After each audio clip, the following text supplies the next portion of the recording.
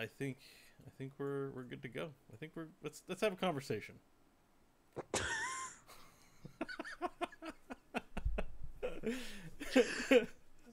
Just press the goddamn button. Hello and welcome to the Exclamation Mark podcast, the video game podcast that appears to be cursed by the gaming gods. But you know what? We're back with an all-new episode, and we hope you will enjoy it. It will fill your ears with all sorts of good video game conversation. If you got your news from us, and probably you should be put on in the world of video games, you're in the right place. And I am Crofton Steers, one of your two regular hosts here on the Exclamation Mark podcast. And with me is, recouped from a deathly illness, is my good friend and co-podcaster, Bo Schwartz. Bo, how are you? Hey, Crofton. Hello, Exclamation Mark podcast listeners. That's right. Welcome to episode 18. The same episode that we recorded last week. I was very sick, and we did an episode, and I think I owe you guys, all you fans out there who wondered what happened last week to the episode, an explanation. And that is that for the entire recording of the show, I was basically gurgling snot all the time. It was disgusting. And, you know, when I was talking, I wasn't gurgling snot. So it felt like at first everything was okay. He was.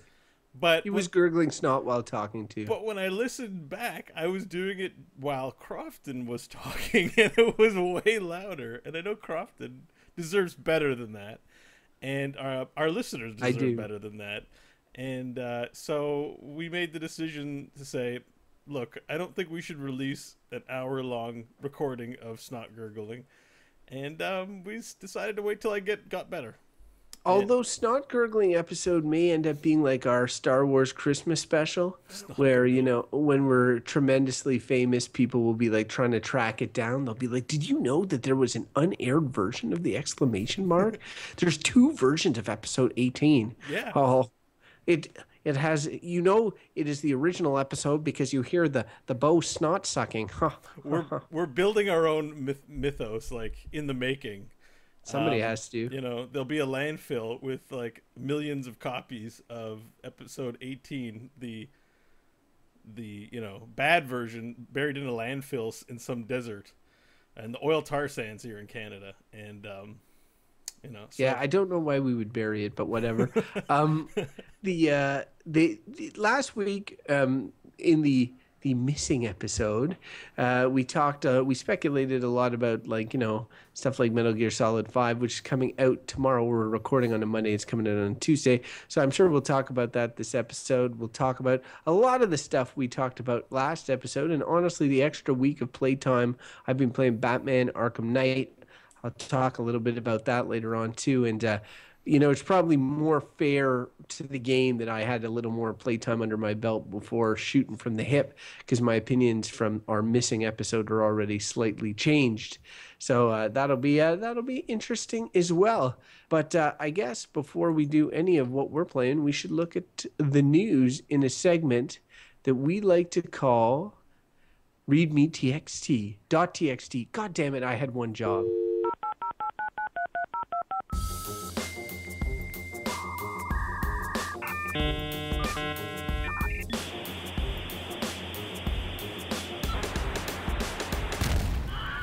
ReadMe.txt. So now we talked about this last week in our lost episode. You don't need to say the title of what's coming up when you go to queue it up, because it's going to be said in the title. You can just say, That's and right. now here's this. Here's this, because the voiceover will say it in the title. Yeah, okay. No, I'm just getting used to that. Next time, I'm sure I'll get it. I'll get it for sure.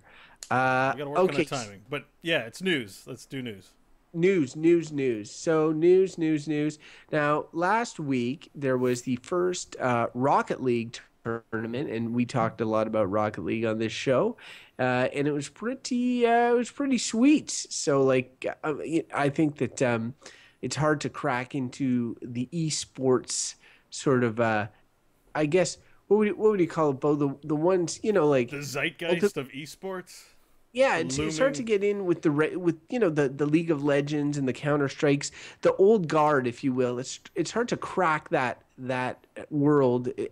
All games seem to be all multiplayer games now are coming out with the idea of delusions of grandeur of esports fandom, and it's easier said than done. But Yeah. Rocket League seems a little better poised than others to kind Well, of be a success. you can't just say I made a game and it's going to be an esport. You have to have a community that have people that want to play it. And some games might be really great. They just don't get the community because they're not what people want to play right now. Heroes of the Storm is a new MOBA, but I watched the League of Legends finals. I was more excited to watch the League of Legends finals, go Counter Logic Gaming, than any of the competition right now for Heroes. And that may change in the future, but I feel like the coverage and the story surround that sports feeling, I get a lot more as a viewer out of watching the League stuff that I'm also interested in. So, Rocket League is that they've struck gold, like, because when you're like a lot of these companies like, oh, let's get into esports. I know, let's make the 1 millionth shooter. And we're going to talk a little bit about LawBreakers today, and that's going to factor into our conversation. Let's make the 100th MOBA, but we have a unique spin that's going to beat out all the other people. Rocket League, let's have a soccer game with rocket cars in it, like, and people are like, yeah, this is awesome. Like, they're not like, oh, a stupid game. Like, it's pretty incredible. They've struck gold with this thing. They have, like, I'm a huge Rocket League fan. I love it big time. I just hit my level 20 pro status, and I feel with Rocket League, it's the level of polish, because really what they're offering is essentially what is, I'm pretty sure I've played as a mini game in some other like car racing game, like or car battler or something. They're like, let's throw in a mini game where you play soccer or whatever. I think even Unreal Tournament had something with the vehicles and something like this as well once upon a time. But really the amount of polish, and it's the quintessential easy to pick up, hard to master. When I first played it, I think I even made a sort of off the cuff comment to you, is like, there's really no skill in this game. And I'm not saying that it's as skill based as some games, because there's a ton of chaos. But they're good team play, and there's you can get good at it. It is easy to pick up, hard to master. So I was watching that clip you sent about the finals, and it's very impressive, like last minute goals and all that sort of stuff. So that last match with the countdown for that game was at 0, and the timer doesn't stop until the ball hits the ground. So I love there was a lot of juggle to get that last goal and win the game for that team.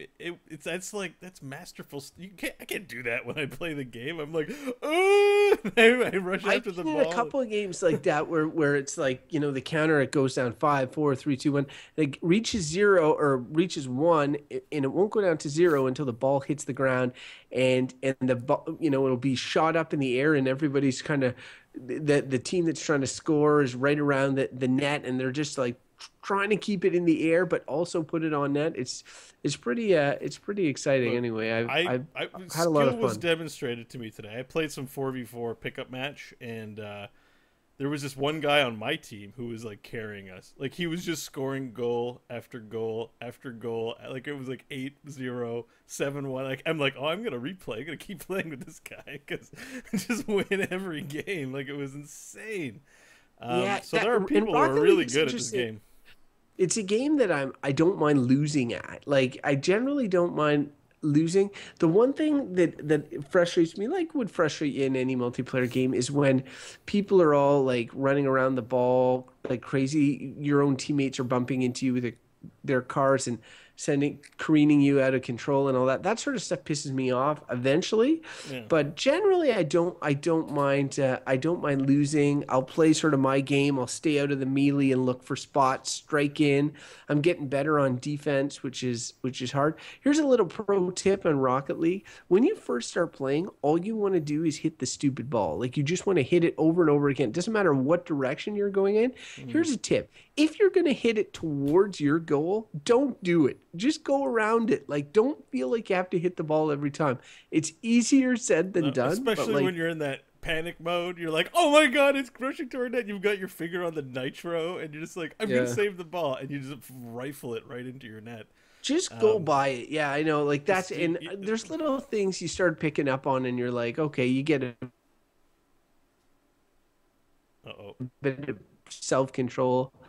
But anyway, it's glad it's getting some esports coverage. So I'm glad that that's a thing, and I've been enjoying playing Rocket League. It's one of those unforeseen games of this year. Yeah, so not really a news item, just more me and Crofton gushing about Rocket League. It's amazing, and I hope awesome. There's an esports thing, and I don't know, I think I might try and get a Rocket League tournament going, man.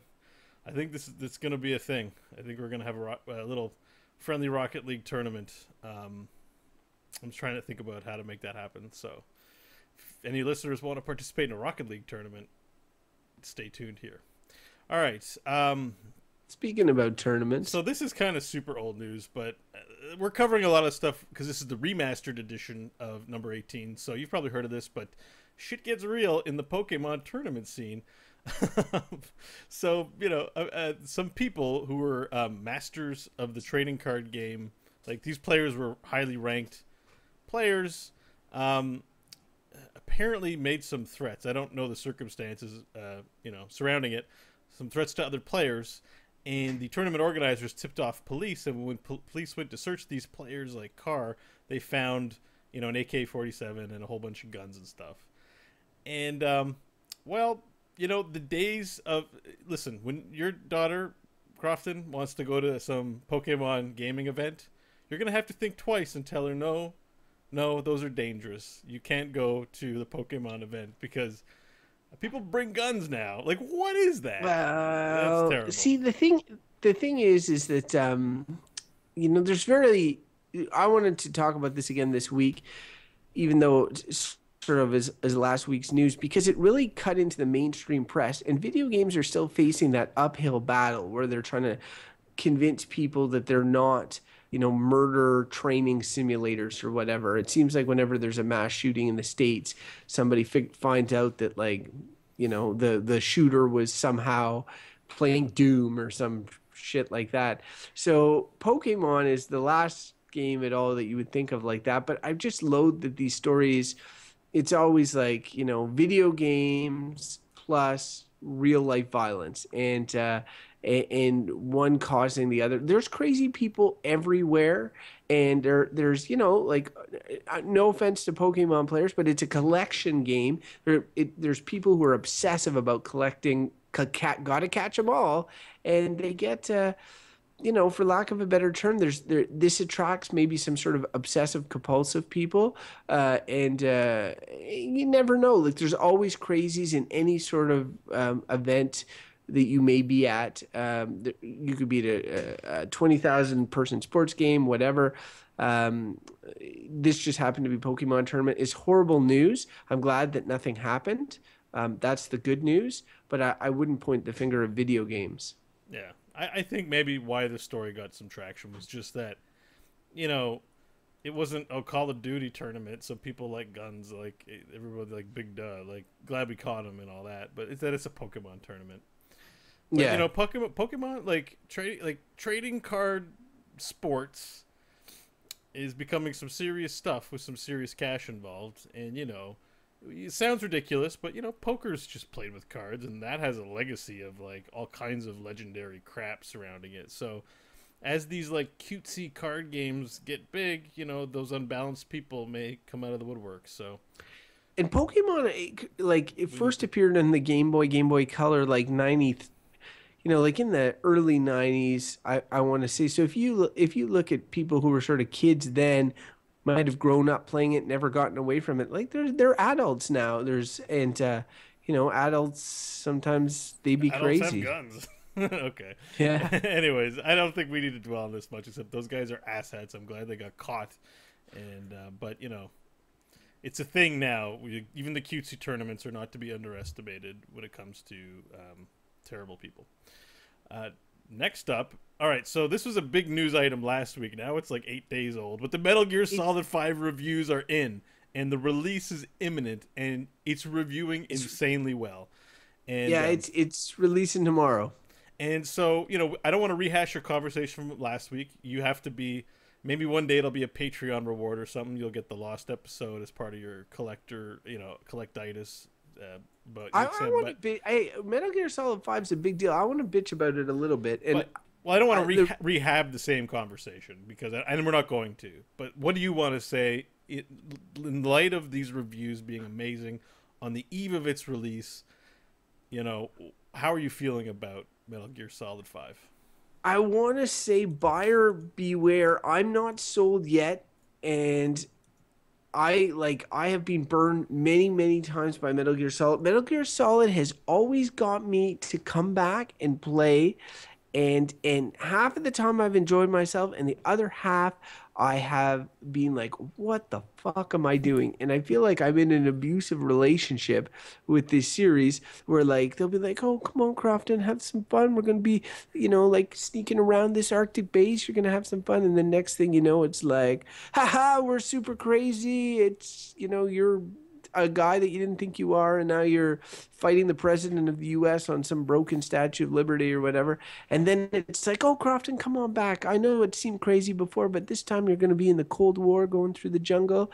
And then I go back and then I enjoy it. And then the next game is just like craziness times 10 again, and I get fooled again. And each time they come out, it seems like the craziest ones get the best reviews. And then everywhere afterwards, people regret it. Like Metal Gear 4, Metal Gear 2, they're the ones that, when they came out, I remember them getting insane reviews. But now people think fondly, definitely the most fondly, of Metal Gear Solid 1 and Metal Gear Solid 3. And I will say those are the best ones. I even played Peace Walker on PSP, which is not bad or whatever, but anyway, I know these reviews are good, man, but I've been burnt so many times by this series. I don't know if I can get back in. What you said last week, because that's the biggest thing I didn't forget on this aspect was, they get great reviews when they get released, and they never make anyone's top 10. When a lot of these sites are looking back at the top games of the year, what were the best releases? These games never come up, yet they review amazingly well. And Greg Miller actually talked about that on Kind of Funny on YouTube Gaming this week. I saw him talking to Danny O'Dwyer about it, and essentially what he was saying is, when he was at IGN, he was responsible for doing a second opinion on Metal Gear Solid 4, and they had given Metal Gear Solid 4 a 10 out of 10. And so he backed up the 10 out of 10. But then whenever they would do a list of top 10 PS3 games, top 20 PS3 games, he would argue for Metal Gear Solid 4's omission. And the way he justified that to himself was that it's just you cannot play Metal Gear Solid 4 without having played the other ones. You're just totally lost, so that he couldn't recommend it on a best of list. But I think that's kind of bullshit. If the game is actually the best of, then you've got to recommend it. He's not recommending it because he knows in his heart of hearts that it's shitty. And Metal Gear Solid 5, what everybody is saying, and this is good for a guy like you, Bo, who's not been playing every single game, is that you can go into it with limited knowledge of the Metal Gear Solid franchise. And that's I guess that's a good thing, where 4 was the antithesis of that. You needed to be look, okay, because I say they might be saying that. I think that's BS, because I watched the trailer, and okay, I played Metal Gear Solid 1, loved that game. Even though it was weird, it endeared to me. I found it endearing. Played Metal Gear Solid 2, found out I wasn't going to be snaked with some Raiden dummy, and then the ending had some weird crap. I played it all the way to that, and I'm like, oh, this is maybe just too much, and the game wasn't that fun. So I'm like, done. I'm never playing Metal Gear Solid. I bowed out. Missed 3, missed 4, and I'm not a big console guy to begin with, but I could have probably had an opportunity to play at least one of those. And I thought you've said, oh, you should play Metal Gear Solid. They're good, whatever. I saw the trailer for 5, that latest one with that awesome song, and everything looks amazing. And I am so hooked. I am so I need to have this consumerism disease that I need to buy it right now. And I can't relate. Well, because I took a long break from it, but it looks amazing. All the gameplay stuff looks like, you know what, this might actually be a really fun experience, and hopefully it's weird in that Metal Gear Solid way, but not too weird. And then I was like, man, you get to play Snake, and he's got a beard, and you were like, that's not Snake, that's Big Boss. And I'm like, who the fuck is Big Boss? Naked Snake. It's a long story. I know. So wait, one more thing. There's a post on Reddit that is like freaking long, but it's like an abridged recap of the story of all the Metal Gear Solids. And I read it so that I would know what was going on. So now I get it, and I'm like, okay, I'll play Big Boss's story. But the reviews are saying again that like it is very, of all the Metal Gear Solids, it's the least narrative heavy. They say play Ground Zeroes, the prequel first, and then after you play Ground Zeroes, you play Metal Gear Solid 5, and it's gameplay driven, which is unusual for Metal Gear Solid, which is normally cutscene driven.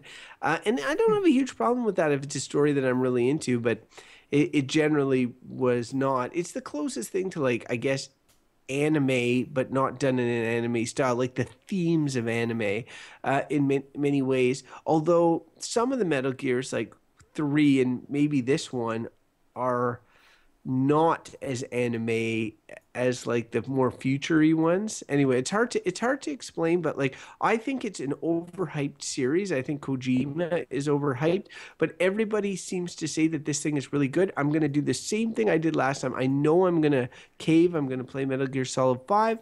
And you will, I'm sure, at one point as well, and then we'll talk about it here. I'm very, like, what is that expression? Like, once burnt, twice shy or something? Once bitten, twice shy. Okay, well, I'm like 8 times bitten, super shy. I don't know if that works, but whatever. Okay, so you're just been, yeah.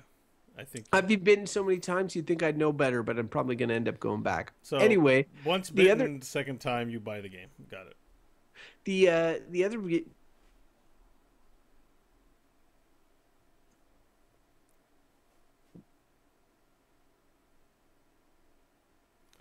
I think we lost Crofton.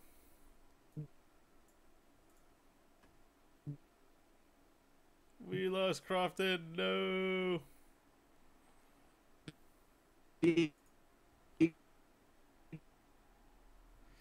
Well, that's no good. All right. We do read comments, but we don't really discuss them while we're recording the show. And we have some technical difficulties. Hey, bud, you are not coming through.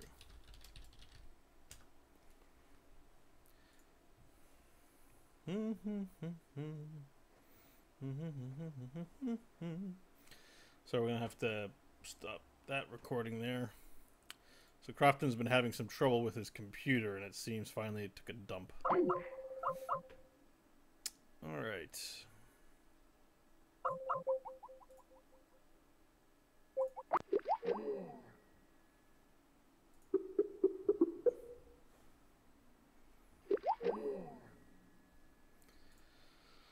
Okay, that's not cool. Let's see here. I think I'm gonna have to text him.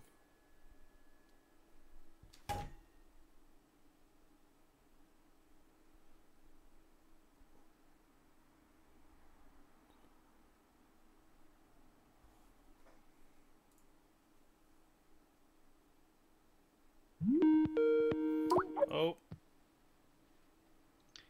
All right. Yeah, we lost you. We're all concerned about your well-being, Crofton. Yeah, sorry. It's honestly, my computer is cursed. I'm back. Is everything all right? Well, the chat room is wondering where you went to, but they're being supportive. Which is nice. You guys are great. You guys are nice. It was an adventure, I got to tell you. All right. So there was a unicorn. It was a long story. I didn't have sex on it like Gerald de Rivia, though. If I did, though, I probably still could have made it back. How long was that? 15 seconds? 20 seconds? I don't know. I think you're about to transition to the next item, and that's exactly when you died. I was ranting pretty hard on Metal Gear Solid there. You'll have to watch it back because you literally went. and then your face just froze. Like that feels like how I felt at the end of Metal Gear Solid 4 and 2. So I'm not recording right now. So when you're ready, I'll click the tick tick ticks again. All right. So we'll just move on to the next thing, I guess. Yeah, but Metal Gear Solid. Oh, I wanted to talk about Mad Max real quick. Do you want to? Yeah. We can pick it up wherever I have a stop in the recording. So. All right. Collect your thoughts. When you say go, I'll give you the ticks. I am back. Let's rock and roll.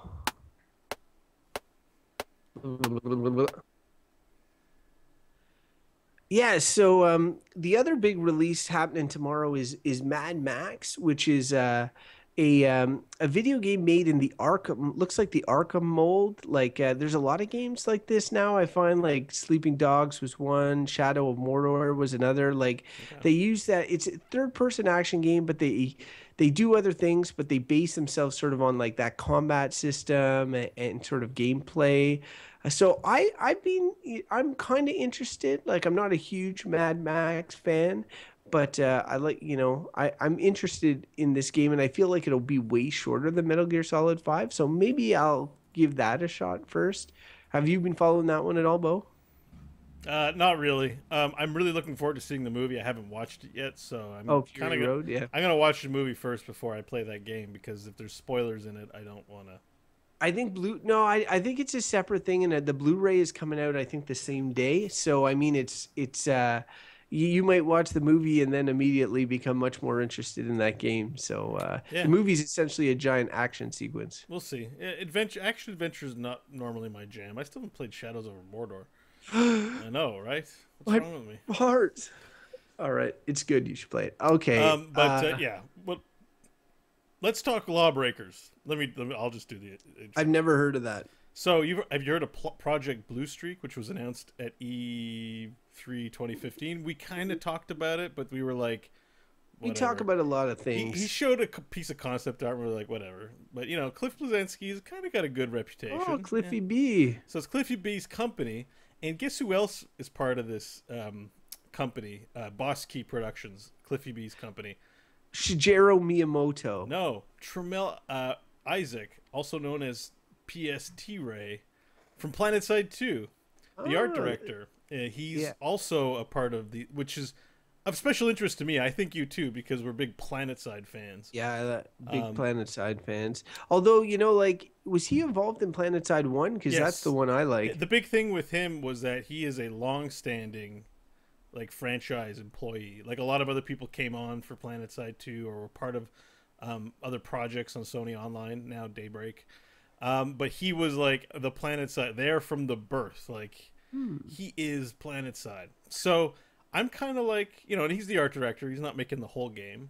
And granted, PlanetSide's art direction, I mean, is not my favorite. I still think I like it, but you're already shitting on him. No, but I mean, I'm like, it's not the first game that comes to mind. It's good though. The art direction's good. What's always been disappointing to me about PlanetSide was the lore aspect of it, among other things. But we're not here to talk about that. Yeah, we're here to talk about LawBreakers. What is this thing?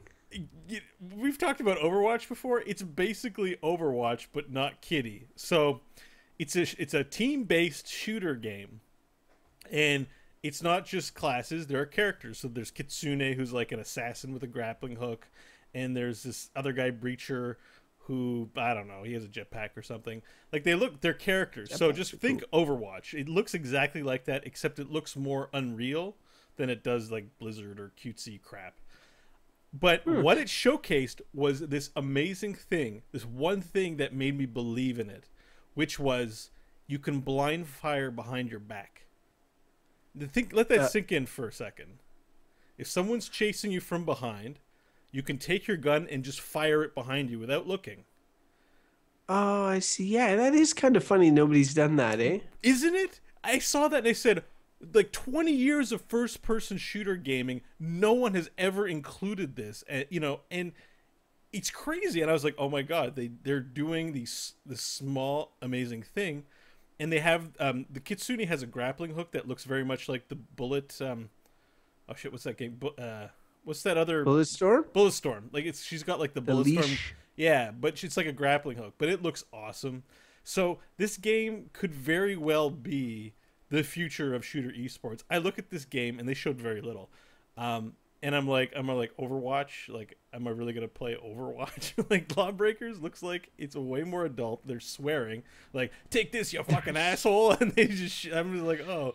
Cliffy B is the master of the dude bro gaming. But you know what? People like that. I like Unreal, but he left Epic. I'm wondering how much money he has behind this LawBreakers game. Like, anyway, it'll be interesting. I'll look. He'll get investors.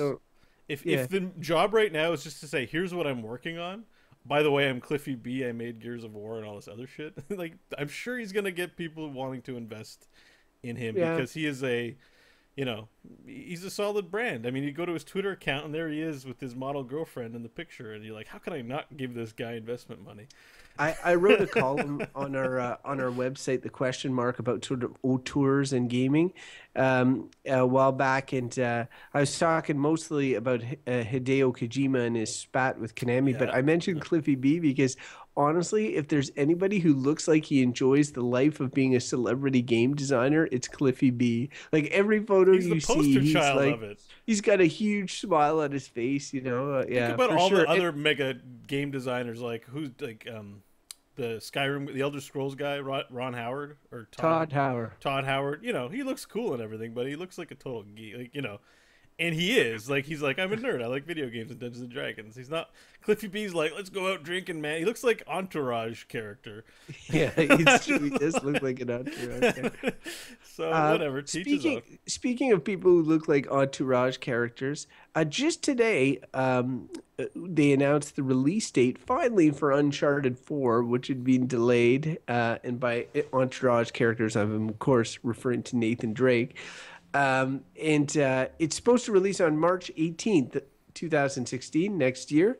So as you know, Bo, I'm a big Uncharted and Naughty Dog fan in general. So I'm looking forward to that. Except the one thing I would say is that Uncharted games, they're especially for a guy like you who puts a lot of mileage on his games. They're pretty quick to finish. It's a story. It's like a more involved movie with action and all that, big set pieces. But then it's done, and while there's a multiplayer component, and I had my fun with Uncharted 2 multiplayer, it's really like it's not like these long Witcher 3, Fallout 4, Metal Gear Solid 5 type games. It's more of a bite-sized game, so I'm still looking forward to it. Yeah, I'm not going to be playing it on a PlayStation 4, but I'm sure it's really great. One of these days I'll catch up on all the great PlayStation stuff I missed, or buy one because Final Fantasy VII Remake will come out, but it's a conversation for another day. Yeah, I guess it's funny. That's what would push you over to. Well, actually, Final Fantasy 15. That might be sooner. That looks. Looks like it's going to be great. On PC? No, I don't think so. I highly doubt it. Sweet. I'll even though I'm not interested, I'll buy it and play it and tell you how awesome it is, just because you can't play it because I'm a great friend. I don't know. Like, it takes a lot to get me off my ass to buy a console. You have to have a really good exclusive franchise that I need to play. But see, the problem is what happens is you have actually survived past the point of, like, you've not had a console for so long that franchises like Uncharted, which is now at its 4th installment, you've missed all 3 previous ones. And they're just released. If they haven't released it already, it's releasing this summer, the Nathan Drake collection for PS4, and that'll allow you to play sort of remastered versions of the first 3 games. And I think that's a good idea because honestly, like, I'm excited for Uncharted 4 based on having played the first 3, And as much as you talk about action adventures and you not playing them, I know that you like Dead Space. I know you like a lot of these games that have been inspired by Uncharted. Yeah. And so I think that I have no doubt that you would like it, but because you haven't tried it yet, obviously you're not jonesing for the next installment. You still have 3 to play. I will say that, like, I don't go out of my way for action adventures. It's kind of funny. Like it's funny that I got into the Dead Space thing, but that's a little. I don't know. It's weird. It's something about the game's got to get me into it. Like Last of Us, you were gonna lend me your PlayStation, and I'd still lend you my PlayStation. Yeah, and I'm still like, I don't think I'd actually play. Like, I don't know. You would do, man. You would do. It You looks start like a playing great that game. You play it in one night. I know yeah, you. maybe. I be in the right mood. But anyways, speaking of being in the right mood, I think we can change the mood of our discussion. You're always talking about making kids' minds like vegetables. Talk about them out on the street smoking pot. This is Games Per Minute. How do you feel about cutting his head off? Sorry, I kind of hijacked that whole thing we have going because you usually introduce what's coming up. Oh, and actually, you might not be finished talking about Uncharted 4. I just kind of went for it. Sorry, man. No, I'm cool. You know cool. what? When it comes out, we'll talk about it more. Yeah, I want to talk about stuff we're playing. I have like lots of giant rants I want to go on, so I don't know if we want to space out my rants or if we want to just go full on with your stuff and then back to me. I don't know how you want to do this. I'll get my stuff out of the way pretty quick, actually, and then you can rant away. Well, no, we can. I don't have a lot to rant about. Back and forth. This was big news last week because we didn't talk about this before, but I actually got around to playing Shadowrun Returns. Now there's 2 other games, so I'm just talking to the original base game. I played it, I finished it. It was a lot of fun. It was great for a Kickstarter indie game. If you like XCOM, but also like turn-based RPG games, it's not really like XCOM. It's good. Production values are not super high, so you'll be reading a lot of text. But I love the sci-fi fantasy setting. It's one of the best and most unique out there. So I played that. This weekend, I played a ton of Diablo 3 because Season 4 started, and I wanted to get Malthael's Phantom, which is a mount for Heroes of the Storm. So, I had to play to level 70. And the plan was... Blizzard, have you by the balls? The plan was to play for, 5 or 6 hours with a few friends to quickly level up. And, I got to play with John Jagger from Azeroth Roundtable and Scott Johnson and Eric Van Skyhawk. And we all, leveled up super quickly. But then we kept playing. And we played way too late into the night on, like, Saturday night. So that game has its hooks in me, and I've actually got to walk away from it. But Diablo 3 is still pretty fun. If there ever was a murder simulator, this game is just a murder. Like, there isn't much to do at max level other than murder giant rooms full of living evil things. But yeah, and I also played Heroes of the Storm, but I talk about that like every week, so nothing new to report. There's a new map. I actually haven't played it yet because I spent a lot of my week. The game's playing Diablo 3. Playing Diablo 3, playing Hearthstone, the Grand Tournament release, so I built a few awesome decks in Hearthstone. They're terrible, but they make me laugh so much. That's why I enjoy playing them. I like trolling other players. I don't like winning.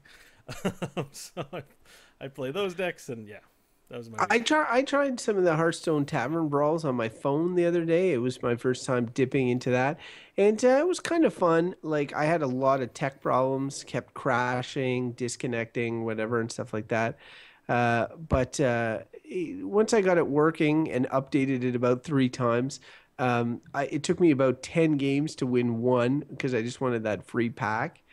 I enjoyed it. It was nice. I've told you before, I don't like making packs, making decks. I just like playing the game, and it really enables that. And for me, I find that fun that I can just, start, and I don't feel like I'm at a disadvantage necessarily. So when I lose 9 times in a row, it's really just due to me being crappy.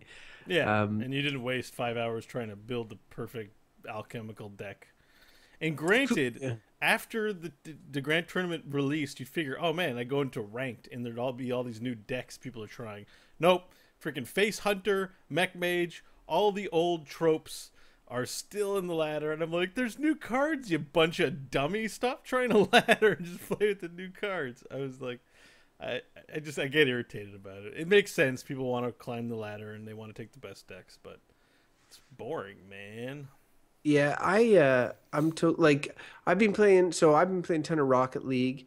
I'm cursed with computers, so like my computer is pooching out right now, so I can't play as much as I want to. We talked about Rocket League earlier, but honestly, it's just like super, super fun, easy to pick up. And even a guy like me who doesn't really like those multiplayer games, it works in the same way as Hearthstone in that you don't really engage too much with people. Like, you can troll people sort of, but it's kind of hard. For the most point, people are playing together and being nice, and like often you'll hit the ball into your own net and you'll feel like a doofus, but really people won't bug you that much. That's like a rite of and passage in the game. Like, it happens to a lot of people. Yeah, everybody does it. And honestly, you're playing PlayStation people at the same time. They don't have keyboards, so they can't really write messages like, you fucking emotes. loser. They just spam emotes all the time. Yeah, they'll be like, nice save, nice save, nice save when you let it in, and you're like, thanks a lot. I get what you're saying. Very clever.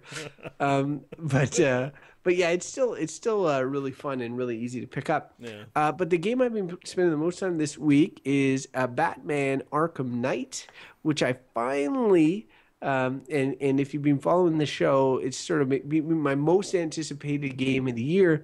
And I'd been putting off playing it because I wanted to play as much of The Witcher 3 as possible. But finally, I just caved. I was like, I really want to play Batman. I got it. I'm playing it on PS4. And I have a lot of thoughts, and I don't want to be verbal, have verbal diarrhea with regards to them, but I'd like to go through a few things with regard to Batman Arkham Knight, just because, and I know I'm going to be talking more about it on on future shows, but mostly it's like my expectations were way too high, and it's hard to control expectations, but Arkham Knight is the direct sequel storyline and developer wise to Arkham City, which was probably my favorite game in the series, and expanded on what they did in Arkham Asylum. And the production values are through the roof, and everything is awesome, and everything that was done in previous games is done well in Arkham Knight, but unfortunately almost everything new added sucks. So this leaves you with a weird game, because you have a game that's awesome in maybe 2/3 of it, but then you have a third of new content that kind of blows, and that content for me was directly related to the Batmobile, which is the big new addition to that game. But man, almost everything related to the Batmobile, it drove me nuts. And it's narratively, there's narrative dissonance with the character of Batman. They go to huge lengths to rationalize the fact that he's not killing people, because you're driving essentially a tank that's running over people on the street. So how do you explain that they're not dead, right? It's crazy. I feel a little bit let down, but I'm still really enjoying it. So Bo, I know that you recently played Arkham City and you have Arkham Origins. This game Arkham Knight has made me think more fondly about Arkham Origins, because Arkham Origins, which I already really enjoyed, Arkham Origins is essentially a lot like Arkham Knight except without the Batmobile. And if you remove the Batmobile out of Arkham Knight, I think it would be a much, much better game. It's too bad that it's in there, but what you gonna do? Yeah, so you think Arkham Origins is better in hindsight after playing Arkham Knight? Well, I recommended Arkham Origins is on the show at one point, and I feel like people shit on it. There's one thing I hate about Arkham Origins, which is that the fighting is a smidgen off the way it is in Arkham Asylum and Arkham City. But if you just play it a little bit, you get used to that, and it's really not that big a deal. But the game, it's similar size worlds. It's more full Gotham.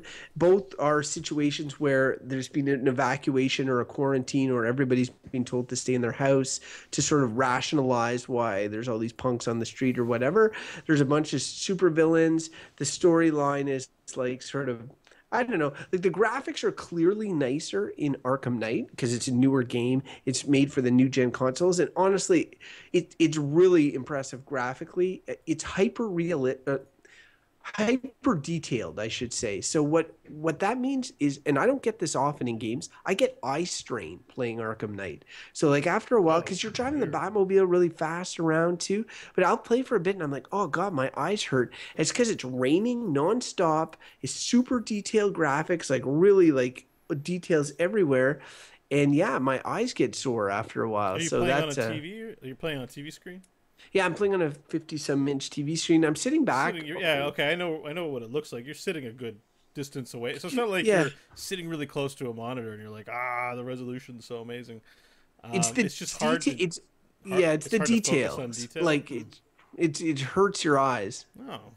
Well, just honestly, Okay, but it's the world we live in now. Like as graphics get more and more impressive, more and more detailed, like your eyes are like are just going to get more tired. You start when you but you start watch playing, you look at it, you movies. just think it looks awesome. But you watch movies which, are filmed of the like it's photos of the real world and it doesn't strain you in the same way. Would you actually say like there's a hyper realism to how realistic like games look when like everything is animated and detailed to the nth degree, whereas like in real life it'd be a little more mundane than what it looks like? Maybe I know that really the fact that like there's so many particles like the rain, the fact that you're going so fast almost all the time, like your Batmobile is shooting through, it hits corner of the building, there's bricks that explode, there's guys jumping everywhere, there's posters on the wall, there's everything. I think it has to do a little bit with the way your eyes focus on things too. But yeah, like it could be there. I guarantee there's an explanation for it. But and maybe not everyone will be like me, but I just found I find after a while of playing it's hard on the eyes. Hmm.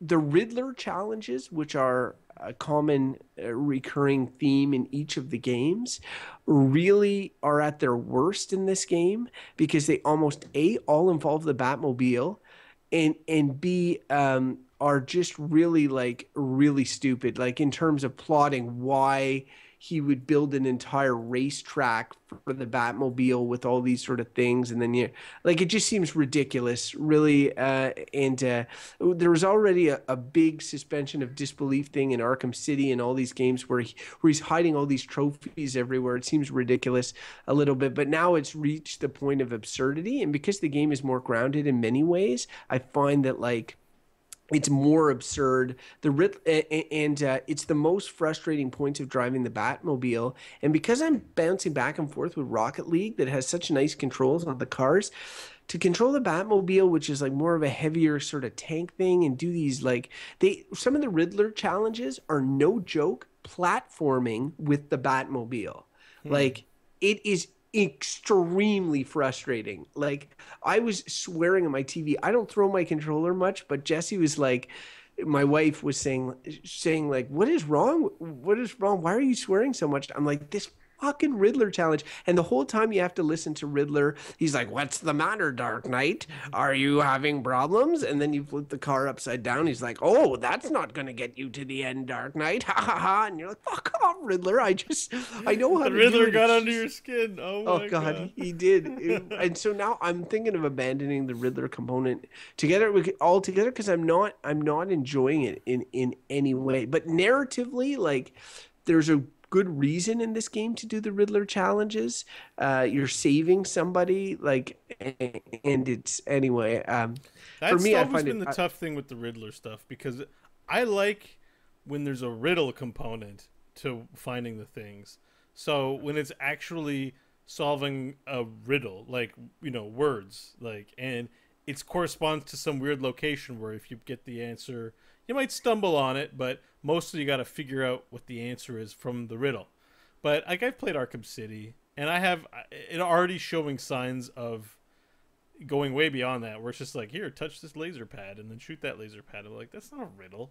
But Like, see, yes, it's a puzzle, but it's not I a love riddle. the puzzles. I love the puzzles in both Arkham Asylum and Arkham Knight. I think In Arkham City, I Asylum, think I they got all had of them. hints. They all had like little hint. Like you could hear him. He'd say something with them. I think like there'd be. I no, I don't think so. There'd be Like if you like, found like a Riddler trophy on the roof or something, you just have to sort of figure out how to shut down power oh, I'm losing you, man.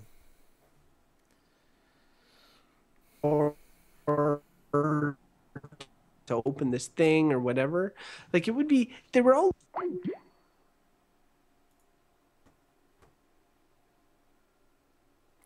And we lost him again. All right. Hello? Bud. Hello. We lost you again. I don't know. It's whatever is screwing up my computer, is screwing up the call. It may just be your connection because Yeah. you're doing this over your phone Wi-Fi. It may just be data through. This never Yeah. happens on on your regular internet connection. So Yeah, I'm like doing this through a lightning cable from Apple, you know, like it's who knows. well, Uh, do you your want? your phone is connected to your router, right? Like that's where it's transmitting to, or is it I doing it over think your so. It cellular says network? it's got the Wi-Fi symbol on the phone, so I'm assuming that it's just acting as a wireless adapter. But I could be wrong. I could be using my data. Who knows? Yeah. I think You what? even still, there's probably there's probably a lot of data throughput on your wireless device. Do you want to just get back in? Yeah. Here? So you were talking about Have fun editing. well, I've stopped the recording it for the moment, so we're just gonna pick back up where we left off. But you were Right. talking about Arkham Knight, and you were talking about some of the Riddler's things you liked. You wanted just a little taste of the last thing you said? No, it's okay. Because I got just some. puzzled. It's okay. All right, we were talking about the puzzle. Do you want to just move on to the Yep. next thing, or do you want to keep going about? No, I just want to finish. Okay, tick's coming.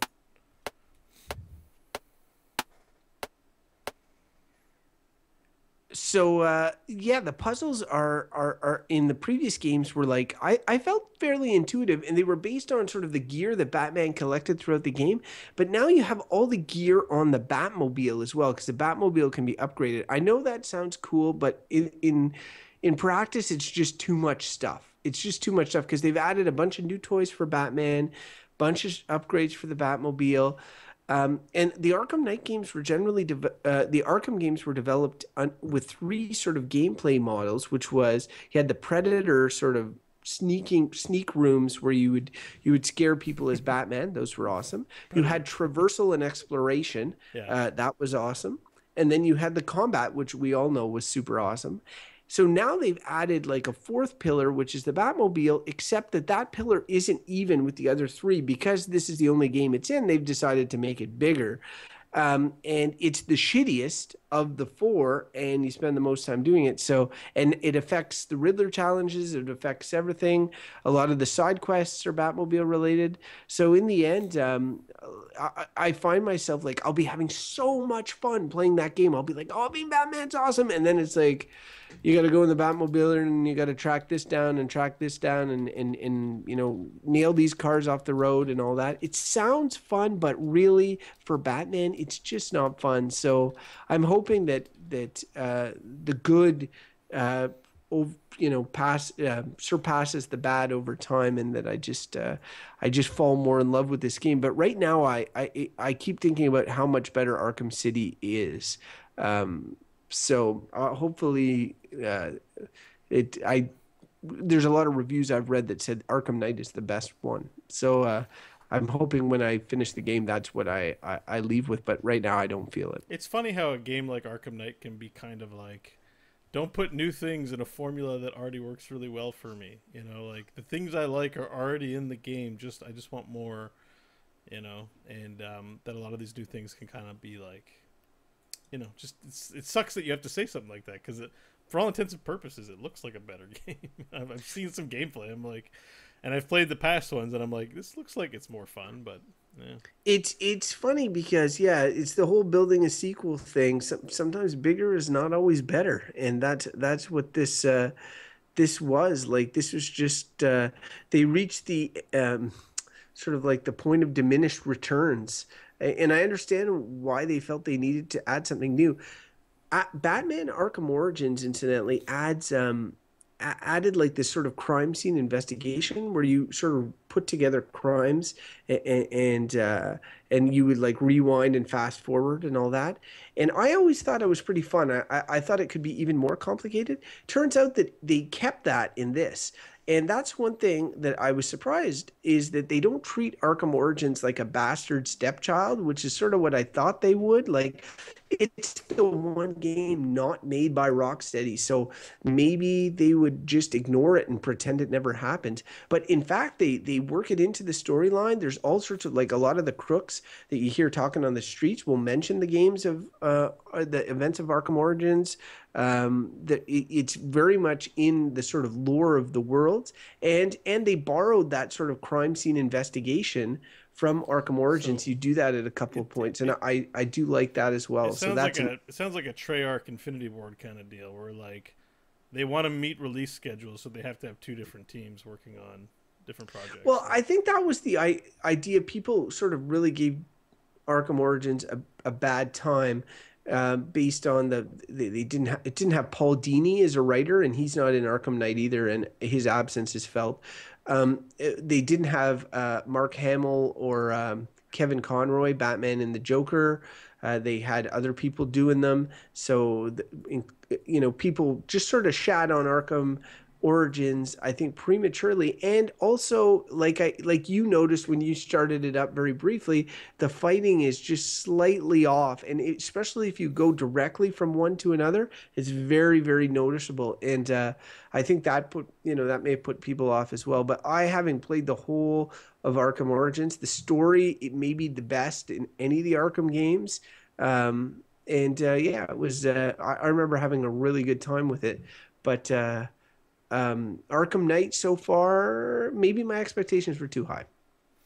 All right, well, you clearly have been playing a lot of Arkham Knight, so I have been playing some Arkham Knight. You finally need to get back to The Witcher 3 before you. I feel like you're going to impulse buy Metal Gear Solid 5, and we'll be playing it by next week. Not by next week, but I'm going to call Jesse and say, would you like to make your husband's day? You should buy Stranger Metal Gear things Solid have happened. 5. All right, so I need to know, we're about 50 minutes into the show right now. Do we have time for a dialogue tree? No, I don't think so. Not this week, unfortunately, due to my constant tech problems I've had tonight. So. You know what? We're still evolving as a show. We're still sort of getting a feel for things. And I think a lot of what the dialogue tree is us having a conversation. But we had like 8 conversations about really deep things to do with each of the games that were on our list. So, in a way, every little item was a mini dialogue tree. So, there's that. Yeah, but, that's fair enough. Yeah, I'm enjoying what we're doing with today's episode, so I don't feel a need to have a dialogue tree. But I'd like to break down the fourth wall a little bit for our listeners, because, sometimes there is a dialogue tree and sometimes there isn't, and it's like, why not? And I'd like to share I know we had it pegged in for this week, and we can resuscitate it in the future, but I definitely, and I touched on it with Arkham Knight, is the idea of sequels, and when... What do you want out of a sequel, and when is too much? When is adding too much, and when is it better to just like stay the course and all that sort of stuff? So, I mean, I'd like to have that conversation in the future. We did it a bit with Arkham Knight, but I know I'm going to have more to say about Arkham Knight as I get further in the game, because I'm probably like a third of the way through. Yeah, that sounds about right to me. So, since we're not going to do a dialogue tree, we're going to skip right on to a segment. Crofton, would you like to tee it up for us? Yeah. So I of course would love to tee up this segment. He doesn't know what I do know what it's called. The segment is called Inventory Management, where we answer the question: spend your cash or vendor trash.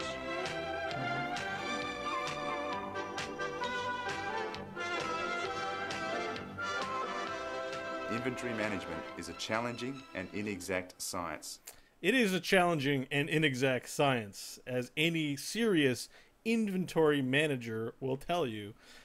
So, this week, we've got some interesting things to share with you. I think I'm going to share mine first because I don't know why. Because that's why. My recommendation this week is Aquaria. Haven't heard of this game? It's kind of an old one. It's from, I would say, 2005. Now, it's available on Steam. It might be available on some of the PlayStation, Xbox networks. So if you were interested in playing on those platforms, I checked the stores. But it's an indie game made by two guys back in, 2008. It's a Metroidvania, but you play as a cute little mermaid in an underwater setting. And the idea is you go around learning songs, and you play the songs. Lame. Kind of Ocarina style, but in its own sort of way. It's easy to do.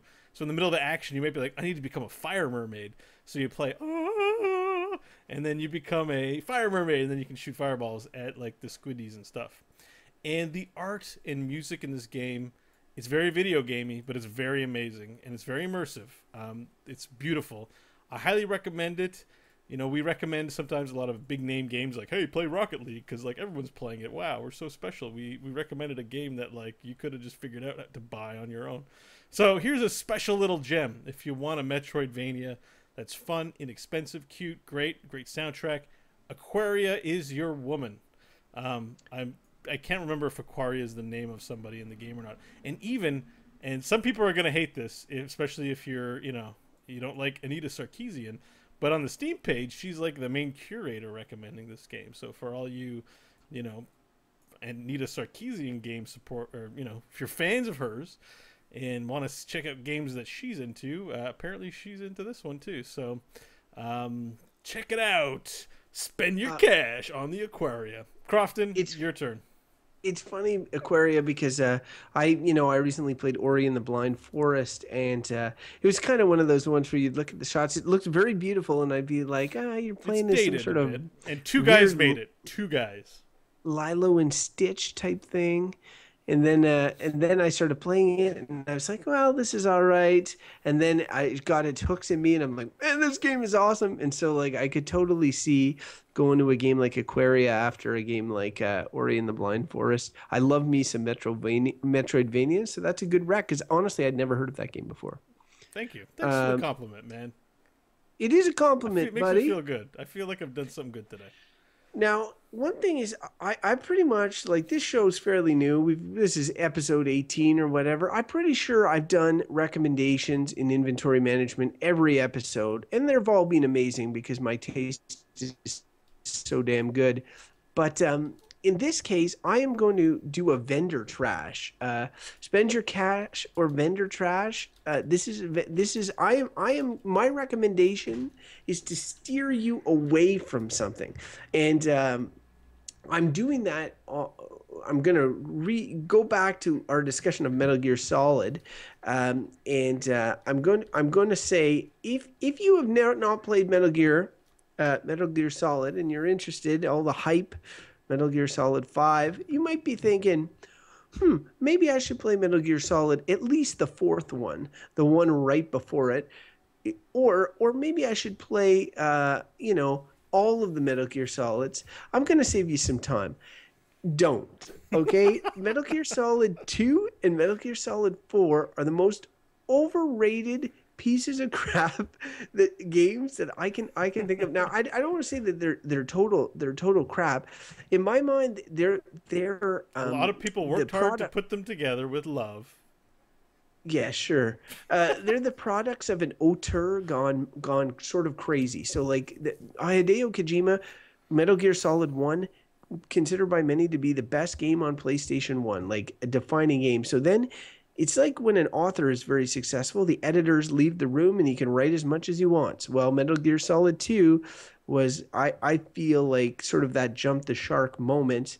I've replayed it a second time to be sure. I was, I was like, maybe I was getting ready for Metal Gear Solid 4, and I replayed the second one, and I was like, oh no, this sucks. Then the third one is definitely a good game. I totally recommend the third game. But the fourth game is the sequel to 2, because 3 is a prequel. I know, it's confusing. Anyway, the fourth game sucks just as bad. It's got good graphics.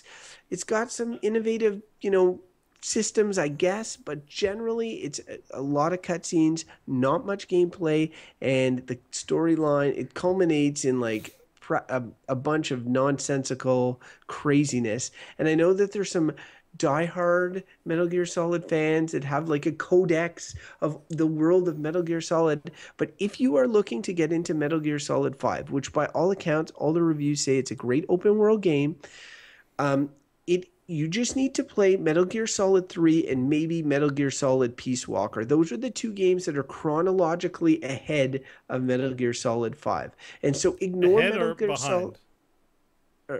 Like, whatever, that they're chronologically earlier. Yeah, preceding. When you use the word ahead, it sounds like after. Sorry, but I get it now. It's they're the origin for 5. Like, if you yes, and you play as the same character in all 3 of those games. In 3, in Peace Walker, and in 5, you play as the same character. But in Metal Gear Solid 1, 2, and 4, you play as another character. And those games, except for 1, suck. So don't play them. But wait, what if in Metal Gear Solid 5 they're like callbacks to the earlier games that take place in the future timeline?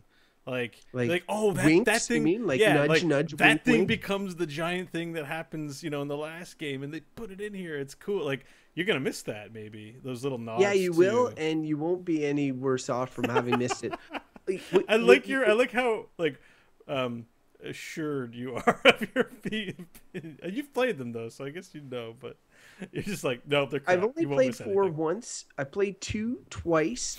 And God, I was ridiculous to have done that. I have a question for you, because you're talking. You're basically saying which Metal Gear Solids to buy and which not to buy. And I saw which to avoid. And I know it's nothing like the Solid games or anything, but I was curious about Metal Gear Revengeance, because that's Platinum Games that made it, the Bayonetta and Vanquish people. And you love Vanquish. You like Platinum Games. Crofton has a tent in his pants for Platinum Games.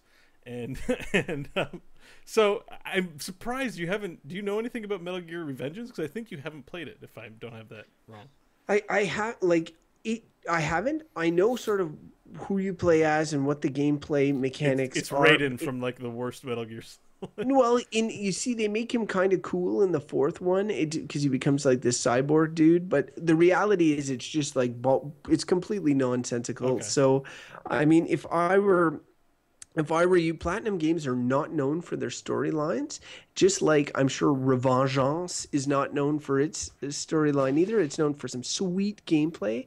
I've always felt that the gameplay in Metal Gear Solid games are kind of overrated for the most part. I found they were really behind the times in getting the camera placed properly, because in Metal Gear Solid 1 and 2 and 3, it's above your head, and so you don't see what's in front of you until they added a new camera mode in an enhanced version of 3, and it's in 4 as well. Now 5 is supposedly everything is good about it, but I've heard that before. Like, all the reviews for 4 were amazing too. So my verdict is still out. I'm tempted to play it, but I want people to know they don't need to play them. I'm saving them the trouble.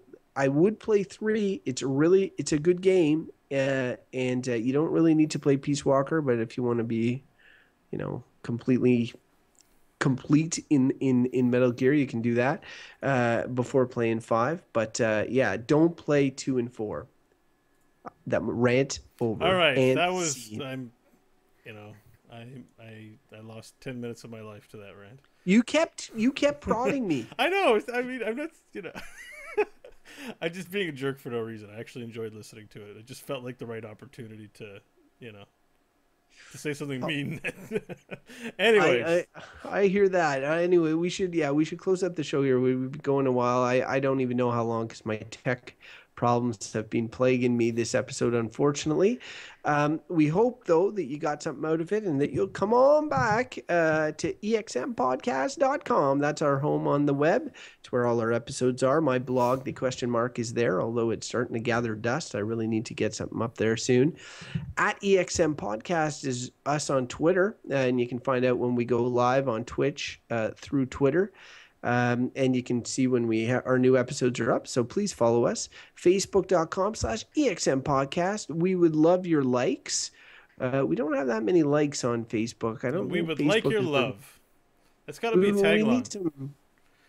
We would like your love. exmpodcast@gmail.com is where you can send us comments, suggestions, feedback, anything that we can process before responding on our next show instead of our normal verbal diarrhea. Also, twitch.tv/EXM podcast. We generally record live streams on Monday night around 8:30 Eastern time. We hope that you join us. We never start on time, so if you get here at 8, just wait around. Yeah, yeah. We'll tweet it out. We're worth the wait. And if you like this show, we have a sister show. It's a Good, Bad, or Bullshit podcast, goodbadbull.com. It's not video game focused, but we talk about a different topic every week. We're joined by a third host in Michael Hodgins. And it's pretty fun. We talk about all sorts of different stuff. It's pretty fun. In the upcoming episode, we're going to talk about euthanasia. It's super fun. Thanks, Bo. I'm going to have to teach you about sales sometime. We usually surprise people with this news, but since you're EXM live stream listeners, you're going to get the news ahead of time before the rest of the world. So how's that for some exclusive news dropping? listen to us talk about euthanasia, which, unlike what Bo thought, is not children in Asia. So you can follow Bo also, or myself. Let's start with Bo. Bo, if people want to follow you individually, they say, we don't want to hear Crofton, we want to hear Bo thoughts, Blizzard thoughts, if you will. How would they get those? You can follow me on Twitter at Bo Schwartz. There you can find out about what I'm up to, which is mainly this show, the Good, Bad, or Bullshit podcast. If you're in the Ottawa area and happening to be listening to this, I am teaching a class on how to make podcasts at the Westboro Brainery. So there's details on my Twitter feed, but I'll be retweeting that pretty soon. So follow me on Twitter, and maybe you can participate in that. It'd be a lot of fun. Also, go to where's the best way to find this? If you go to YouTube and look up the user AMoveTV, there you're going to find something called the Grand Pants Finals for Heroes of the Pants, Heroes of the Storm tournament. I got to do some casting with Scott Johnson and the Into the Nexus people over at AMoveTV here on Twitch. And so there's a VOD up there too that I think it'd be really fun to watch if you're into Heroes of the Storm. There's some great commentary on it. I would say that the commenting done on that show was better than anything the official Blizzard stuff has done. Respect to all the people doing the Blizzard streaming. They're nice people and they're great, but I think Garrett and Kyle are kind of better, and I wish they were doing the real casting, but that's just me. Anyways, you got a real mouthful for an answer there, right, Crofton? And you can follow me at Crofton Steers on Twitter. I'm drunk. So now that is done, we can move into the final segment. Some would say the greatest segment of this show. That's the Mastergame Theatre quote of the week. Play music. It's now time for Mastergame Theatre. That song makes me feel so good. It gives you the little tinglies. Okay, so this Mastergame Theatre quote. So I think it was last week, I forget, we talked about Gears of War, and we wanted to pull out a quote from Gears of War. Did we do this quote already, Bo? No. We did it last week, but that episode's gone forever. So this is the remastered Redux definitive Mastergame Theatre edition of of what we're doing here. All right, so this is a situation between Marcus Phoenix, that's Bo, and Damon Baird, that's me, and we're just gonna have a little conversation here. We looked for a definitive sort of Gears of War quote. Turns out that most of them are very few syllables, so hopefully this one suffices. Put your whole Baird into it, okay? All right, we'll do. I'll put my old Phoenix into it. Okay, go. Baird, what's the status on that APC? The status is that it sucks.